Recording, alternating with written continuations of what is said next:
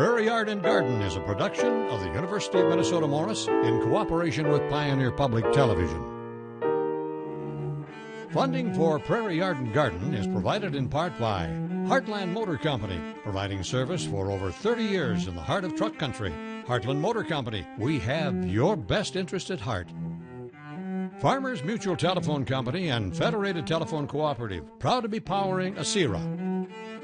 Mark and Margaret Yackel Jolene, in honor of Shalom Hill Farm, a nonprofit rural education retreat center in a beautiful prairie setting near Windham in southwestern Minnesota. ShalomHill.org. And the Minnesota Arts and Cultural Heritage Fund from the vote of the people of Minnesota on November 4th, 2008. I told my 85-year-old mother-in-law that we were going to see a summer kitchen this week.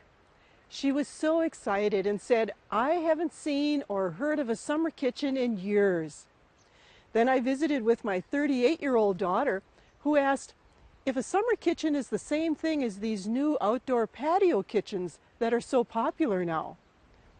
Well, whatever your age, come along with Prairie Yard and Garden as we have a history lesson to find out what a summer kitchen really is and the important role and legacy it played in our northern Great Plains heritage.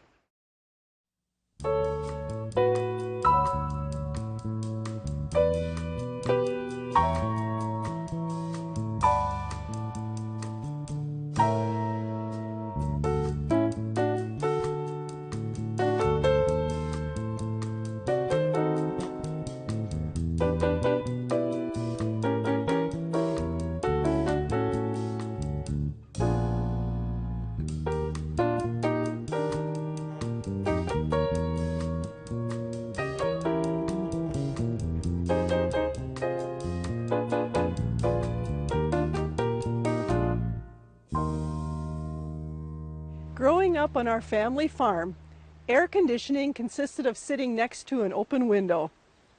On days when we were doing a lot of cooking and baking, it got downright hot in the house.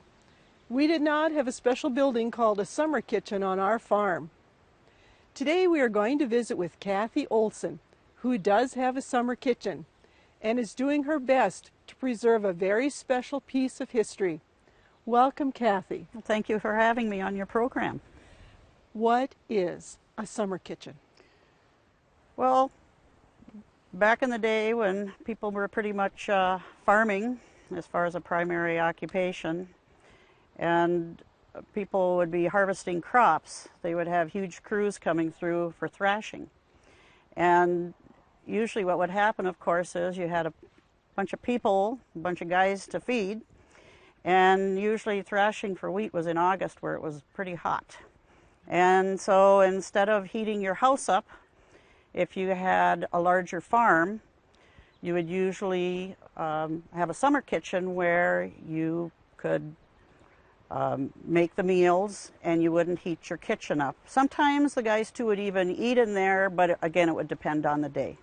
I suppose it was a great place to do baking and cooking, like you said, without having to get the house so terribly hot. Right. I would say that really the summer kitchen, if it had good ventilation in terms of windows, and you had a nice breeze, it would be fairly good. Of course, if there was no breeze, it would be pretty hot and uncomfortable, but then at least you weren't heating your house up, you know, when you got done and trying to go to sleep at night. Mm-hmm. I'll bet you that it would be a good place to have done some canning and stuff then, too. Possibly, although I would think it would probably be a place like that too, but generally the summer kitchen a lot of times was really more for harvest, but I'm sure they used, you know, the women used it for lots of other things too. I guess, to be honest with you, until I came out here, I'd never heard of the term either. So I would say it was probably more of a rural building. So. Okay. Was this kind of a German thing or Scandinavian, or did it matter, or did everybody use them? Well, I don't really know, to be honest with you. I mean, again, since this area is quite Scandinavian, I would pretty much say that it was probably more of a Scandinavian type of thing. And I think it's the idea too that people are on the prairie, so there might be other ethnic groups that use that, but all I know of on the ones that are around here are pretty much from Scandinavia. Okay. How did you find your summer kitchen? Well, actually I was interested in a different one, and then when I couldn't obtain that one, I was looking at this one that I had known was nearby, and the person was nice enough to let me have pictures of it. I didn't really think I was going to purchase it because they were actually had ideas that they were going to use that. But then about a month or so, things had changed, and they called me up and they were willing to sell it to me. So that's kind of how I fell into this project that's taken quite a while. So, how did you prepare to move the building? I mean, that's a nice building and a beautiful big building, but how in the world did you move that? Well, pretty much I did talk to some carpenters to make sure it was structurally sound to move.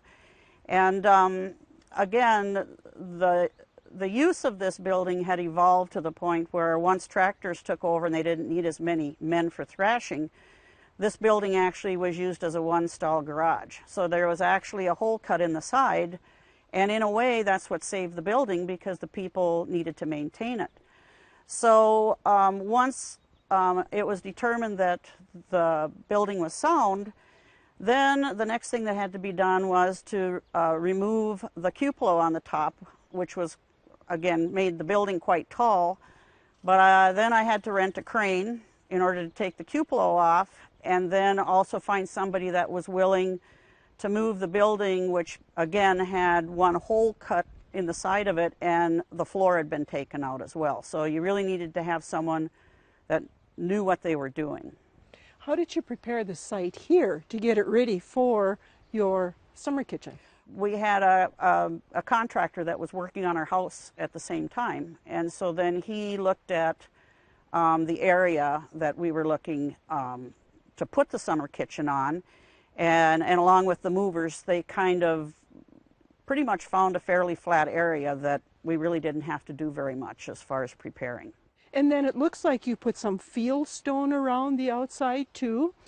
Right. What I decided to do is we've picked enough rocks over the year in our fields so that rather than just having them sit in a pile, decided it would look kind of nice to have some rocks around the summer kitchen and just make it look a little bit more like it was in the olden times. Well, this has got to be a very unique summer kitchen because it's got 8 sides. I think it is. Like I said, I know of one other one. I did talk with the Minnesota Historical Society, and they weren't even aware of this one. They were aware of the other one, and they couldn't really give me an exact number, but they thought there were probably less than 10 in the state, if that. So 10 summer kitchens or 10 octagon summer kitchens? 10 octagons, because the summer kitchens can be different shapes. Not all summer kitchens are octagon or octagonal. Some of them, if you're from you have a smaller farm, you might just have a square building as a summer kitchen. But the octagon, I would say, generally infers that the farmer farmed quite a bit of land, and in a way they kind of wanted to make a statement. So in addition to moving the building here, what other kinds of improvements or things did you do for the inside and the outside then? Well, in terms of moving it, of course, a foundation had to be put on in order for them to put the structure on top of it. Then, of course, the one side that was open had to be filled in, both inside and outside. There was one side also that was starting to come apart. The beams that they had put it on originally were shifting, so that actually had to be closed together a little bit in terms of that. The cupola, of course, had to be put back on. The shingles had to be torn off and redone. New windows, you could pretty much put your finger through the window sills, so that needed to be done. And then, of course, put a floor on the inside, and then try to match the interior woodwork, the original interior woodwork, with the new stuff that I would be having to use to fill in that hole. Kathy, did you have to reshingle your building too? Yes, actually the lap siding was pretty well shot on the building, and then the shingles, of course, had about 2 or 3 layers, and so it was time to do something with those. They'd actually had put tar shingles over the top, but again, you know, it's to try and keep the building functional, and cedar shakes are a little bit expensive, so I mean, you really can't again, fault people for, again, trying to keep that building functional, or else I probably wouldn't have had it or gotten it. So what I did was then I also put cedar shakes on the roof. And then the cupola had such a cool design on it. And I really wanted to kind of keep all of the different triangles and diamond shapes and all of that to, again, keep the historical nature of that cupola the same as when I had found it. So there was a local contractor that was kind enough to go ahead and replicate that exactly. So pretty much what you're seeing in the cupola is exactly what the pattern of that was, you know, when the thing was first built. So Did it ever have a bell? Because it looks like it, you know, that it could use a bell or had a bell. Not that I know of. Now again, the one summer kitchen that I had tried for earlier did have a bell. So I think it really depended on the person that, you know, the farmer that wanted the summer kitchen as far as what they wanted on it. I mean, I think each summer kitchen is unique. Even this one is not exactly the same as the one that I had seen before. Is there a name for that beautiful woodwork that's on the cupola? To me, the gingerbread pattern is more what you're seeing on the four posts that are holding the cupola to the building. So the swirls and all of this, kind of the cut parts of the wood on the corners, that I would consider to be gingerbread. This is a very beautiful concept and a very beautiful setting for your summer kitchen too. Would it be okay if we go and take a look at some of the very pretty plants that you have planted around your summer kitchen? Sure, that would be fine with me. I'd be happy to show them to you.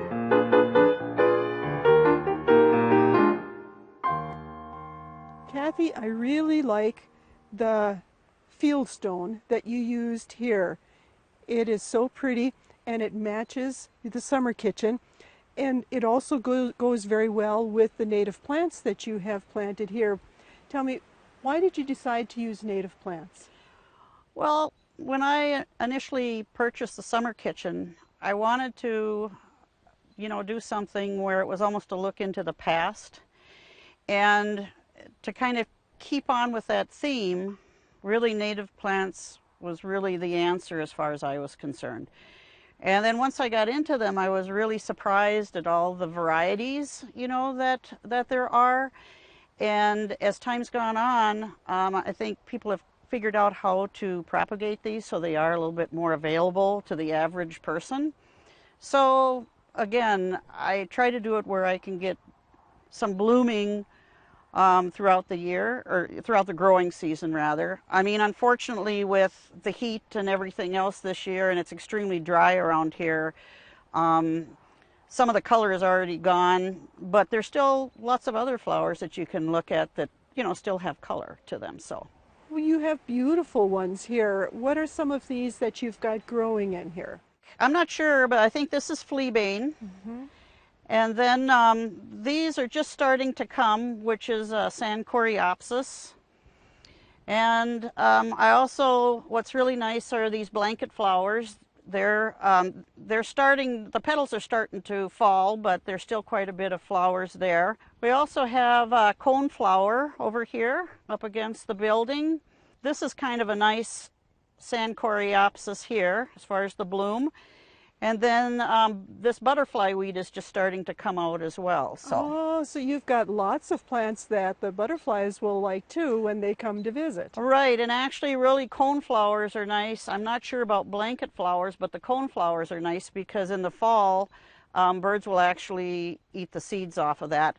And in a way, they also at times will self-propagate. So what the birds don't get, maybe you'll be getting some plants of your own in the spring. Do you water and fertilize a lot to keep this looking so beautiful? To be honest with you, I don't use any fertilizer. And pretty much in terms of watering, I have watered a little bit more than what I normally do, mainly because it's just been so terribly dry. But what I try to do is pick some of these flowers depending on what direction the building is. So in other words, in the southern part or the eastern part where there's more full sun, I'll pick flowers that kind of like that type of scenario. If it's more shade, then I'm going to go with flowers or ferns or things that do a lot better in shade. So it really depends. And some flowers, I think some of it depends on soil condition, but I guess I look at it that there's such a variety that, you know, if something just isn't meant to be here or to last over the winter and come back again, then there's always plenty of other things to choose from. So. And actually, by using native plants, I think a lot of them are the ones that Grandma would have had growing around her summer kitchen too, so it fits right in. Well, I think so, and I guess I look at it that, you know, when I look out from the interior of the window and I look down, I mean, I can see all these flowers, and it just, again, makes me think back again when people were, you know, settling out here, what they might have possibly seen. That's a really good point. Would you mind if we would actually go inside and be able to see the inside of your summer kitchen? Sure, that would be fine.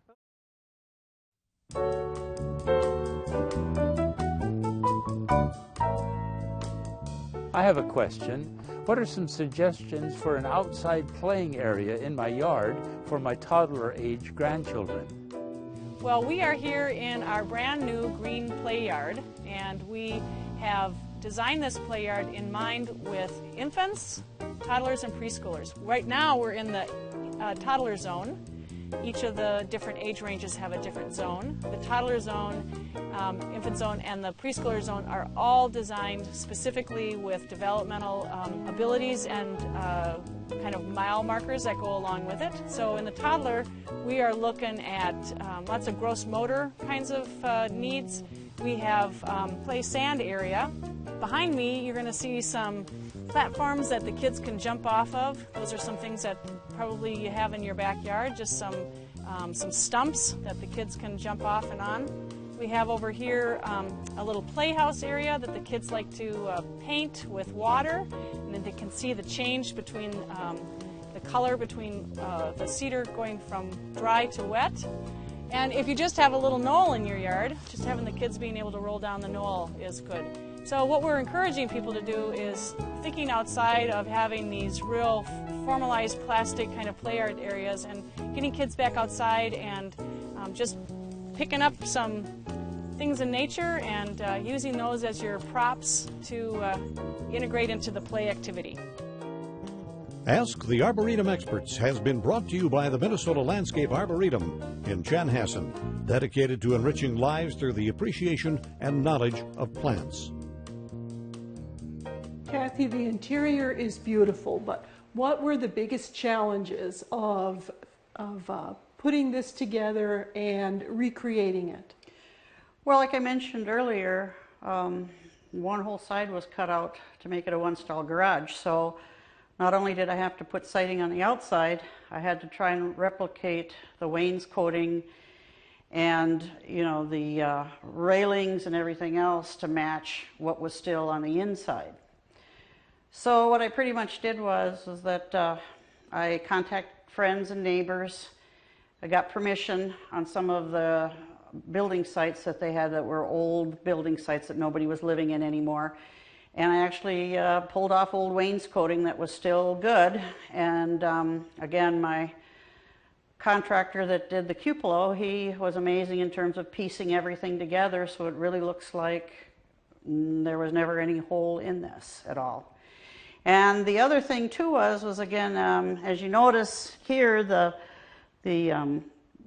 trim that goes all the way around the building, or around the interior of the building, because the wainscoting starts out vertical on the bottom and it's horizontal on the top, so you got to cover that junction. I ended up having to get some folks that worked with woodworking. When I took the original trim piece in, then they actually ground the knives down to replicate that original trim, again, like I said, that you see here with pretty much this. So this is actually a new piece that's on the side where, like I said, I, of course, didn't have the original. Wow, that's that was very beautiful. They did a nice job Yeah, on doing that. they did. You really can't tell the difference unless you really closely look at the two, that one is new and one's the original. Yep. And you had mentioned too that when you first found your summer kitchen, it didn't have a floor in it either. I think you said, right? Or not a hardwood or a cement Right. floor. They had or taken anything? the floor out because, again, they had put a cement pad on there so that they could drive their car, you know, in there. And then they had put actually the structure on some wooden, bigger beams, so to speak. The cupboard was pretty much built in. And so then what basically happened was that what was I supposed to do with the floor? Well, again, I wanted to try and be as true to the original as possible. So it just happened that this flower bin here, the piece that it pivots under actually was still underneath the flower bin, and there was actually a section of flooring in there. So then I knew the width of the planks of the boards and what direction they went. So even though the wood was fir, at least I could replicate the dimensions. And so then what I did was I decided to use this natural maple, and so it's tongue and groove natural maple that's on the floor. So it's not the original like fir, but I need something that's going to wear a little bit better. But the width is the same, and the direction that the floor originally ran is the same. Okay, so this is a little bit harder wood than the fir was. Right, right. So it would wear better for, you know, different things that I'd like to do. So this cupboard, I take it, was in the original summer kitchen. Right. So it was built in, so it was actually moved when the summer kitchen was moved. We realized there was no floor and there was one hole in one of the walls. This was actually built in, so it could not be taken out. Or maybe if we tried to take it out, it could have totally ruined it. So again, I needed a professional in order to be able to move this building with all the challenges that it had in one piece. So, were these the original knobs that were here, and is this the hardware that came with the cupboard? yeah, this is all original. The hinges and the hardware, of course, they were painted, and I stripped them, and then I painted them a different color.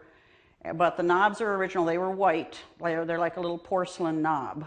And the thing also that's interesting is I'm figuring these small drawers here are spice drawers. So again, when people were, you know, making meals, the women were making meals and stuff, they had their various spices. And then of course here is the flour bin where Really? they would put flour in and get flour out for baking or whatever. So, and then I'm sure that, you know, the cupboards and stuff up in here, you know, they would be put canned goods or various other things that they would use when they were working in the summer kitchen. I really love the colors that you've used in here. How did you come up with the color scheme? I wasn't really sure what it looked like originally, of course, because there really were no color pictures, you know, from way back when. Mm-hmm. But when I happened to open up, for example, some of these spice drawers, what I actually saw was that there was paint here that I figured had to be, you know, pretty far back. And this paint actually was not on any of the paint that was in the summer kitchen when I bought it. So then I decided with this color, for example, I went ahead and I matched this part right in here. So I tried to, again, incorporate some colors that I had found like on the drawers. And then the other colors I pretty much wanted to have more of a Scandinavian feel, because the summer kitchen is from the Hammer farm, and that again was a Norwegian farm. So I wanted to do a Scandinavian color to kind of honor that. What do you plan to use this building for? Well, I am looking at the idea that my mother-in-law had a weaving loom, and when they moved from the farm into town, I had told her I was interested in that. So what I'd like to do is set up the weaving loom and maybe do some weaving in this room. Okay, wow, and with all of the windows in here, you should get some great ventilation. Even if it's warm, it should get some good cool breeze going through. No, that's right. I mean, really, when you think about it, 4 sides have got windows. They're alternating between solid wall, and in a way you have a fifth wall, because when you open the door, then there's 5 areas that have air circulation. So if there is a breeze, then I should be able to catch something in there. So that'll be nice. Kathy, I am just so impressed with what you have done with this beautiful building in order to preserve the heritage.